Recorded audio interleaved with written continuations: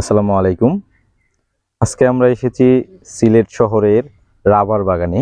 এখানে প্রচুর রাবার গাছ আছে, আর এই রাবার গাছ থেকে প্রচুর পরিমাণে রাবার সংগ্রহ করা হয়। এই যে দেখতে পাচ্ছেন কিভাবে রাবার সংগ্রহ করা হচ্ছে। রাবারের কষ এসে একটি পাতিলে পড়ছে। এটা একটা জটিল প্রক্রিয়া, তবে যারা করে থাকে তাদের জন্য সহজ।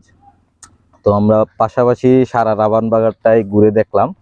প্রচুর পরিমাণে রাবার গাছ আছে এবং প্রায় 5 থেকে 7 হাজার রাবার গাছের উপরে হবে। প্রত্যেকটা থেকেই রাবার সংগ্রহ করা হচ্ছে।